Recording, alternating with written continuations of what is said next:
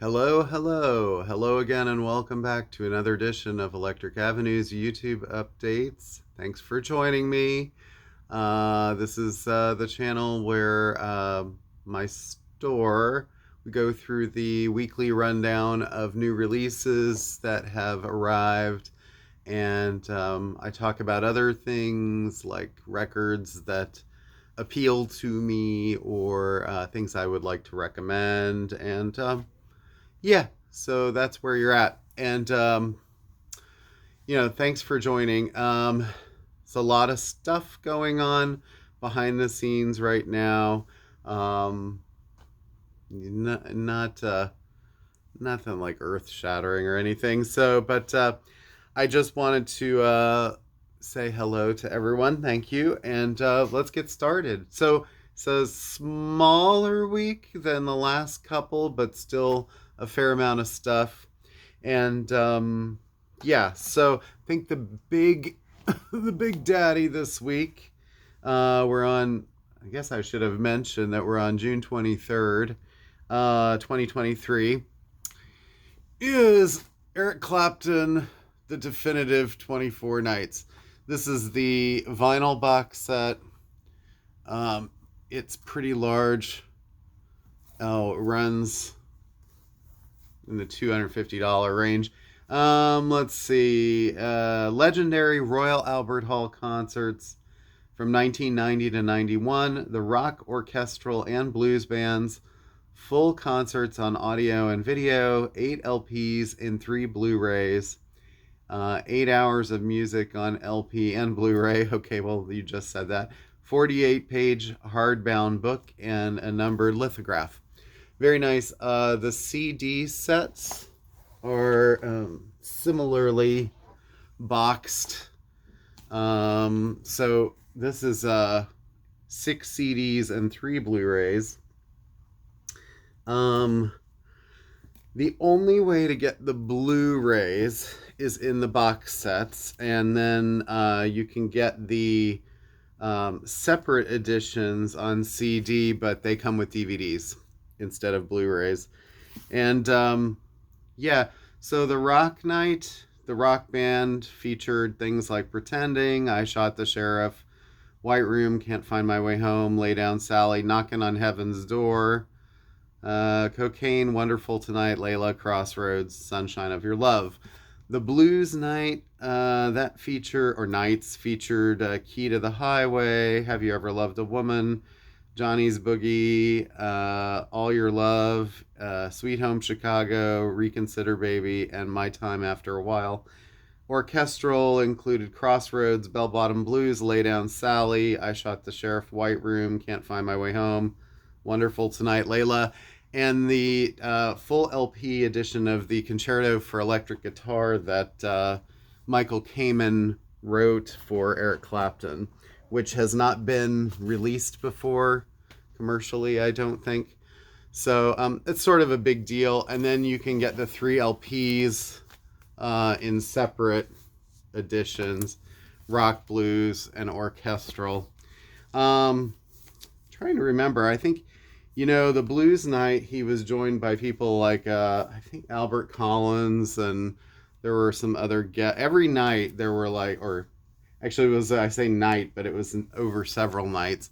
He was joined by several guests. So there are guest appearances on these as well. Eric's been in sort of a weird place lately because he was so outspoken on vaccinations and stuff during the pandemic. So it's kind of like I don't know. It's an interesting time to release these things, I guess, because they're sort of 30th anniversary. But it's social media has just made everything so much worse in some ways, because now not only are the artists outspoken, but you get to hear everything that they say.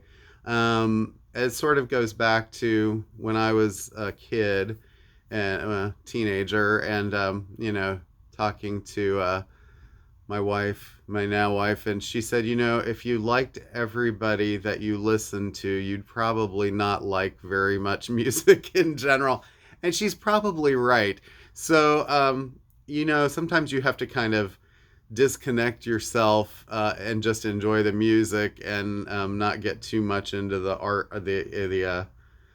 the political side of things. I mean, I hear this about Roger Waters a lot, and Morrissey. I mean, and technically none of these people are like actual criminals, unlike someone like R. Kelly, But so that being said, if you enjoy Clapton and you enjoy the music, go for it. Okay, next thing. So Rhino doing a lot of reissues lately. They just did Alice Cooper. Now we're getting Little Feat. Last year they did Waiting for Columbus. That was a big success. And now we get Sailin' Shoes, a nice big deluxe edition on vinyl of that, with the album remastered, then hotcakes, outtakes, and rarities. And Thank You, I'll Eat It Here, live at the Palladium, Los Angeles, August 1971. So that's cool. That's a triple vinyl set. The other one that they did this week is Dixie Chicken. And this is also triple vinyl, 1973 classic. These are both remastered from the original master tapes. Bernie Grunman did the mastering on both of them, so you're getting good quality stuff. There's a track listing for Dixie Chicken. The other one had a nice big sticker on it. This one features the remaster of Dixie Chicken, hotcakes, outtakes, and rarities, and Ice Pick El Dorado live at Paul's Mall, Boston, Massachusetts, April 1st, 1973. So, Little Feat, big deal for... I don't mean big deal. I mean, it's a big deal for some people. Lowell George and that band, their, what do I want to say? Their cachet and their sort of like legacy have really increased in the last 10 years. I mean, the music was always there. It was always good. But now it's like they seem to be, getting elevated to... not quite Grateful Dead status, but sort of like they're much more respected and sought after by this generation of listeners. So it's awesome. Let's see, a couple of remasters from Pete Townsend, Empty Glass and Rough Mix, both remastered at Abbey Road, Half Speed mastered by John Astley, and cut by Miles Showell.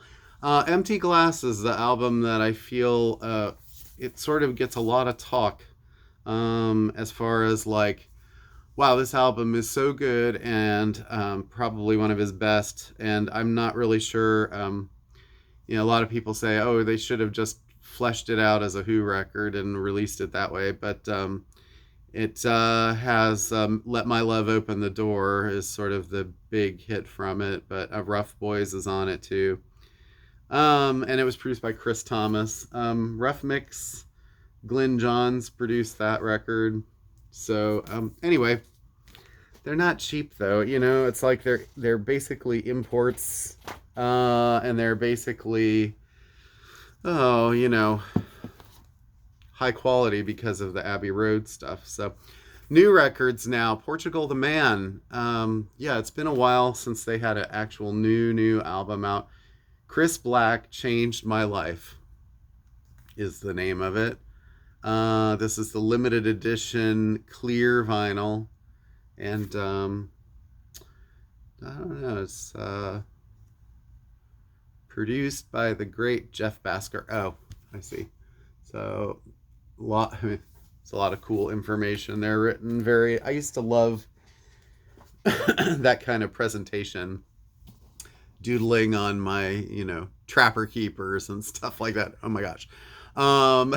Anyway, no, not dating myself. Swans, a new Swans record in 2023. Amazing. The Beggar. This cinematic dreamland features Michael Gira, Hans Schechter, and it goes on with a bunch of names. Special guest Ben Frost. This is the basic main album on vinyl. The CD, which I think I have here, is sort of a smaller, but it's kind of a gatefoldy sort of package thing. I believe the CD has all of the music on it. The vinyl, the 44-minute track, The Beggar Lover 3 is not included because it just wouldn't fit on vinyl. And then to do like cutting it in halves and trying to flip the record, they probably felt, well, not really the best idea. But Swans, very big alternative underground band with a long history, long legacy. It's cool to see something new from them. I think they've pretty much retired from touring, though, from what Michael Gira says. Geese. Well, if you've got Swans, you've got to have Geese, right? This one is called 3D Country, crystal clear vinyl. Their last record was very well received. So I think that was their debut. So this is, I guess, the sophomore record. So I like the artwork. That's interesting. Yeah. So alternative band. What we had Squid last week. Seemed to be a lot of bands with animal names in there. Bobby Nelson and Amanda Shires. Well, this is kind of sad in a way because Bobby passed away. Willie Nelson's sister, who played in his band. Collaboration between Amanda and Bobby, pianist, member of the family, and collaborator with her brother Willie, performing traditionals and classics. So they do covers, Always on My Mind, Somewhere Over the Rainbow, Waltz Across Texas, and Willie Nelson's featured on Summertime. This is a white vinyl edition. I didn't get very many of these, so hopefully there's more on the way. But Amanda also married to Jason Isbell, and they were two of the two Record Store Day ambassadors this year. Kelly Clarkson, her first new record in quite a while, I believe. This one's called Chemistry. I don't know anything about it, haven't heard anything from it. She was on morning shows today talking about how personal some of the lyrics were because she wrote a lot of it. And there's a song called Rock Hudson, interestingly. The last two tracks feature, it's I Hate Love featuring Steve Martin, and That's Right featuring Sheila E. Interesting choices of collaborators for somebody who's pretty much a fixture on daytime TV now. Ani DeFranco. Haven't seen this record in a long time, so getting onto some reissues here. Little Plastic Castle. This is a big independent record for her. It includes 3 unreleased bonus tracks on translucent orange double LP. I always thought this cover was kind of cheesy looking. And it's, I don't know, it's kind of almost funnier blown up this big. But because it seems sort of like a clip art sort of project. But hey, let's put Ani's face on the front of the goldfish. But she had has a quirky personality, and her music is sort of quirky, and it kind of fits. So I'm not going to begrudge her that. At least it's eye-catching too. It's a nice color. I mean, it's very like bright. Jumps off the shelf. That's something artists don't think about very often enough. Let's see. John Lee Hooker Alone, live at Hunter College, 1976. This looks pretty incredible. The entire legendary 1976 solo concert at New York's Hunter College includes raw and revered performances of Boom Boom, Crawling King Snake, One Bourbon, One Scotch, One Beer, 2 LP set on 180 gram vinyl. Yeah, Tired of Being Your Doggy, Mama Killed a Chicken. Wow. Yeah, I mean, what an amazing artist, really. Let's see. Other sort of jazz blues things. McCoy Tyner, live at Montreux, or the Montreux Years. The finest performances from 3 legendary concerts, mastered in superlative audio. It's 180 gram. Last track is Ballad for Aisha. Let's see, these were done in 81, 86, and 2009. So, not that long ago. Let's see, more jazz. Billie Holiday, Songs for Distingué Lovers. I don't know if I said that right, but this is on the Acoustic Sounds, Verve Acoustic Sounds series, mastered from the original analog tapes, pressed at QRP, tip-on gatefold sleeves. Let's see. It only features 6 songs. I'm wondering if this was originally like a 10-inch, possibly? I don't know. Day in, Day Out, A Foggy Day, Stars Fell in Alabama, One for My Baby, one more for the road, Just One of Those Things, and I didn't know what time it was. Well, they're all like fabulous songs, so yeah, I'm sure it sounds awesome too. That label does incredible work. Let's see. ECM, another jazz label. This is their Luminescence series that they're starting. This album is called Old and New Dreams, and it's by Don Cherry and Dewey Redman, Charlie Hayden, and Ed Blackwell. I would say Don Cherry and Charlie Hayden are probably the big names there, but looks like a cool group of people. Trumpet, tenor sax, bass, and drums, and a little bit of piano. Looks like they're doing some Ornette Coleman. Interesting. Another jazz thing here. Underrated artist, Gary Burton, and the new quartet. This is a very nondescript sort of sleeve, but Gary Burton is a vibe player. Features Michael Goodrick, Abraham Laboriel, and Harry Blazer. Recorded in 1973. So, 50th anniversary? Wow. I'm telling you, people, time flies faster than you know. This morning I was watching the Today Show, and Carson Daly turned 50. If that doesn't make you feel old, I don't know what will. All right, so some great King Gizzard stuff on the run-up to the physical release of their new album, The Dragon Apocalypse, or whatever it's called. This was Infest the Rat's Nest, a live recording of it at Red Rocks from 2022. This is on glow-in-the-dark green vinyl. I know some people say, oh, glow-in-the-dark doesn't sound great. It's really weird. I've had some that sounds fine. So I think it really just depends on who pressed it, where it was done, how much care they put into it. And let's see, another King Gizzard, Murder of the Universe. And this was sort of like not as widely revered as Infest the Rat's Nest. It was in that series of 5 records that they did. The one sort of, I would call it their breakout year when they got really pretty famous. And but this is probably really cool because it's also you're taking a rock record and doing a live edition. Is probably I would guess a little even more sort of alive than it was on the studio version. But live at Red Rocks 2022 on white sparkle vinyl, includes a jigsaw puzzle. Yeah. And those aren't super cheap, so and I don't think they're 180 gram, but Gizzard fans, there's a lot of stuff out there to buy.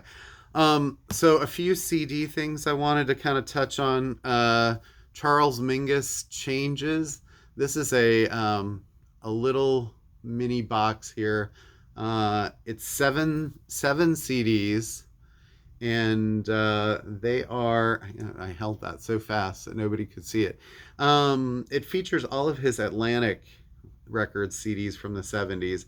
Mingus Moves, Changes 1 and 2, 3 of 4 Shades of Blues, Cumbia and Jazz Fusion, Me, Myself, and I, and Something Like a Bird. So you can see there's all of them kind of little book style. And then Sonny Rollins Goes West. And this Kraft did this. This is also This features the Way Out West album, Sonny Rollins and the Contemporary Leaders, and alternate takes. It's a 3 CD box. Bernie Grunman did the remastering on this. This is under 30. It's kind of a nice little box too. There's a vinyl edition of this, and I was gonna order it, and then people told me that some of that stuff had been out before, so I sort of shied away from it. So if you're interested, you'll have to let me know.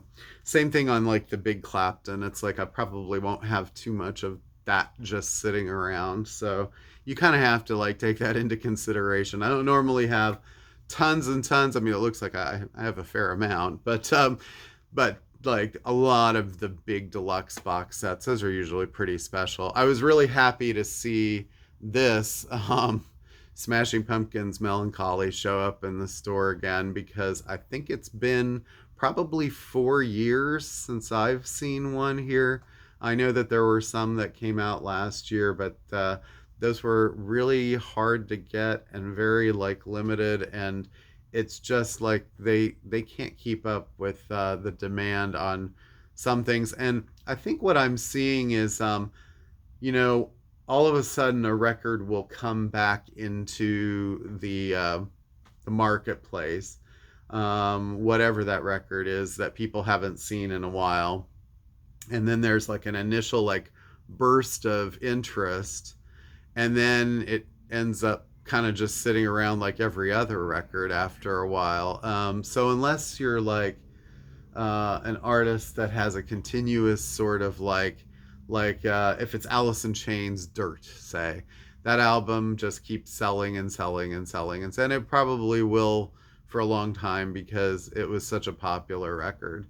But other things from maybe the 90s, 80s, I don't know, even 70s, like they'll sort of sell out of the gate, and then they'll just kind of maybe sit until the right person, you know, connects with that and decides that they want it. So I can see where the companies are a little bit like, well, we want to put some out, but we don't want to put out too many because we don't want to flood the marketplace and then have it just sit in a warehouse. So other CDs real quick, the new Lloyd Cole album, and this is On Pain is the name of it.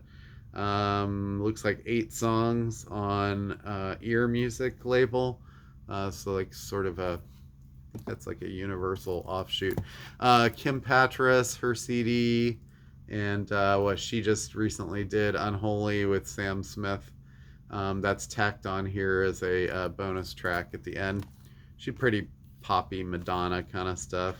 Albert Hammond Jr., and this is Melodies on Hiatus on Red Bull Records. Albert is a member of the Strokes. A Flower Kings reissue on CD, The Sum of No Evil. This is a 2007 album, newly remastered and partially remixed. They actually just did a whole series of Flower Kings CDs recently. So if you want more of those, yeah, ask. And Richard Hell and the Voidoids, Blank Generation.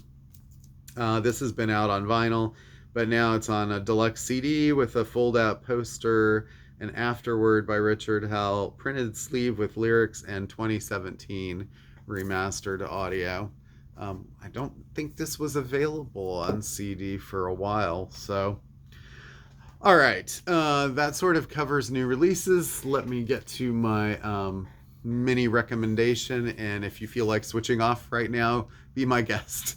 And I think I don't know, I'm still toying with the idea of doing some more of these kind of review type things separate from these videos, but for right now, I'm just picking out some of the things that are in the store that I absolutely love and have loved for a long time, and have no problem recommending them to people. So this week I'm picking a 90s record, and I've done mostly 80s 90s stuff. I mean, I probably will do some 70s and some 60s, but it's sort of, I'm picking what's sort of like you know, related to me, my era, and what really hit me growing up as like great. And today I am doing Portishead, the album Portishead.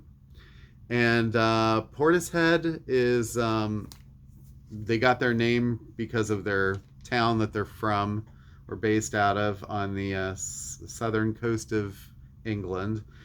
And it's sort of a, I'm sure some of my British friends who watch this could say it better, but it's sort of an industrial town. I guess sort of like a Bristol or something like that. Anyway, the band is basically consisting of singer Beth Gibbons, and then instrumentalist Adrian Utley, who handles a lot of the guitar stuff, and Jeff Barrow, who is kind of the, I guess I would call him the Svengali mastermind behind the group, who handled like a lot of the drumming, the turntablism, the mixing, all that sort of stuff.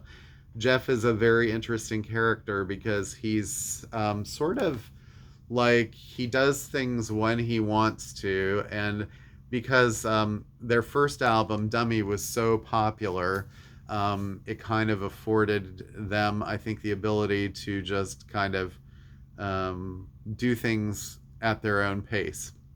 So by now in 2023 they've only had 3 albums in that period, and the first 2 were in 94 and 97, I believe, is when this came out. Yeah. So and then the third album came 10 years, 11 years, something like that, after this one, and we haven't had one since. And there are 2 Beth Gibbons solo records. One of them, she's kind of singing a classical piece, but the other one is or modern classical, I should say, Goreski, I believe. And then the other one is a really great album she did with Rustin Man, who is a member of Talk Talk. And that's kind of a more modern, sort of a dark folk album, really. But it has a lot of echoes of Portishead style. Anyway, Portishead, kind of out of what, I'm sure they would hate the term trip hop, sort of the mixing of like turntablism, hip hop, and jazz, and sort of darker kind of dystopian, post-apocalyptic, but mixing with, like, in their case, also very old sort of rustic types of music, and lots of sampling, and lots of use of theremin. If you don't know what that is, go look that up on YouTube. But it's the instrument that makes things sound like Halloween. Basically, it's a fairly dark hip hop album. And what impressed me about this at the time, besides the fact that they kind of got lumped in with like groups like Massive Attack and Tricky and people like that, is that it's very...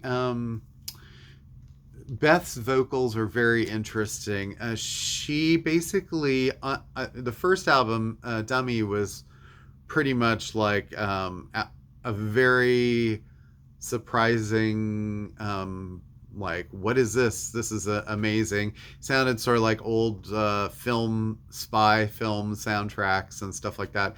And this has a lot of that kind of stuff too, if you're into like old James Bond movies and something. There's a sort of darker texture to it, spy theme kind of sounding stuff.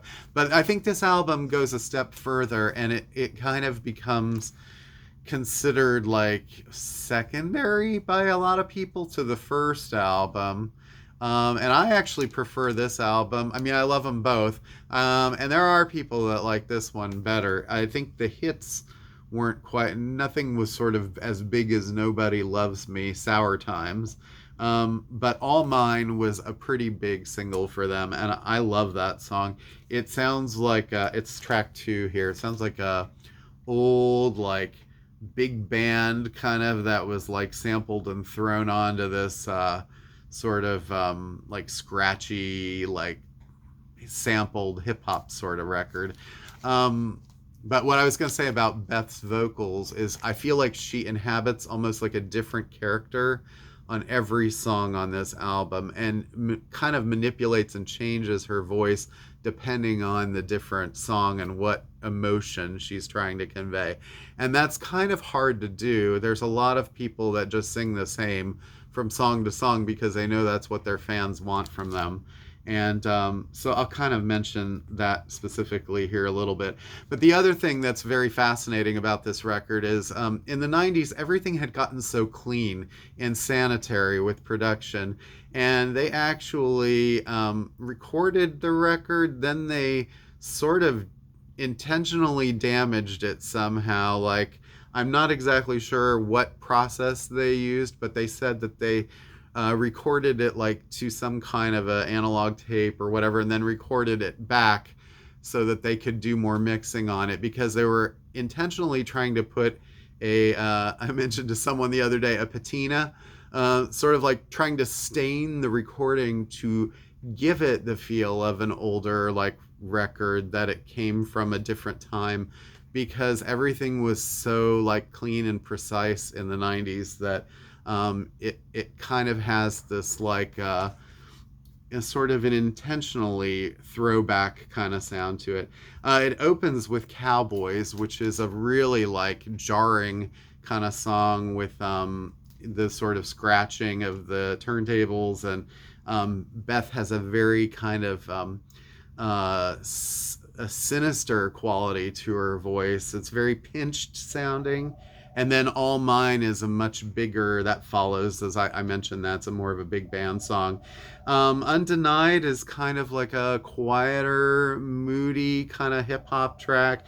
And then one of my favorite tracks, Half Day Closing, is almost like no rhythm. It's more just sort of like soundscape type music, creeping bass, and is these eerie strings, and it kind of builds to these weird almost like distorted peaks, and at times you kind of almost like I mentioned this in my Goldfrapp video too, you sort of almost lose track of who's the singer and what's the theremin or synthesizer that's being used, as they almost are so distorted that they kind of blend into each other. And there's plenty of like spy guitar on this record from Adrian Utley. Over is a great song. It's got kind of a more menacing beat to it. And side two, or the second half, and they split it into two records on this. So like 2-3 songs aside. But particularly I sort of like Morning Air has this kind of like, I don't know, creeping sort of like loping beat to it. Only You was sort of a, I want to say, an MTV staple, because MTV was already sort of on the outs at this point, or going down, but it was a song that had a very interesting video. If you ever are on YouTube, look up the video for Only You by Portishead. I think it's a masterpiece of mood. It looks like it was filmed underwater, and everything has this kind of slow-mo, almost like what, like, kind of like how Beastie Boys in Intergalactic have these sort of quick movement things, but it's more watery, and it's in kind of a dark alley, and there's these shoelaces that look like they're swimming. It's a very, I think a lot at the time, I think they were starting to just do more videos based on the feeling of the music, and not so literal about like, or not just strict performance videos, right? The last two tracks, Elysium is one of the harder kind of like sort of, I don't want to call it a grinding beat, because it's not really that, but it's got more of an aggressive tone to it. And then Western Eyes is the last song, and that is like, again, she takes almost like a kind of a fractured Billie Holiday type vocal, very like damaged, and it feels like very small in a way. It's hard to put this into words, I know. And against this very like minimal sort of piano, organ, whatever background, great closing to what I consider a 90s masterpiece. And I would say their first two albums were definitely masterpieces. And the third one, I think, which came, like I said, 10 years later, sort of a masterpiece in its own right. But they completely sort of changed and overhauled their sound. Gone was a lot of this sort of trip hoppy stuff, and they became more of like a synthetic krautrock, prog rock band, where it had more of this kind of like rhythms that sort of like chugged along, and there was not so much of the turntablism aspect of it. So they really weren't or are not ones to sit on their laurels, except for these long periods of time in between albums. I am very jealous of the people who've gotten to see them live, because they don't really tour much, and they've done some, but a lot of their concerts are on YouTube, so you can look them up. I did get to see Beth on her solo tour for her solo record, and that was very interesting, because she's quite a performer, and I don't know if she consider herself a performer. I'll say artist, because really it wasn't so much for the audience, it was more for the art that was sort of being created, I think. But anyway, check out Portishead, and definitely check out the first two. This one, Portishead, and the first one called Dummy. All right, so much are my recommendations for this week. At some point, I'm gonna probably run out of things that I like, but no, it's gonna take a while. So thanks so much for joining me. Have a wonderful weekend. This is, I guess, the last weekend before 4th of July. There may be some sort of interruption in my video then, I'm not sure, because I finally need to take a break and visit with some people in my life. So that may happen.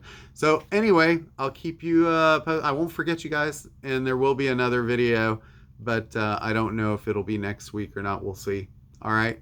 Thanks. And I'll definitely go over next week's new releases. So take care. Peace. Have a great time. Don't do anything I wouldn't do.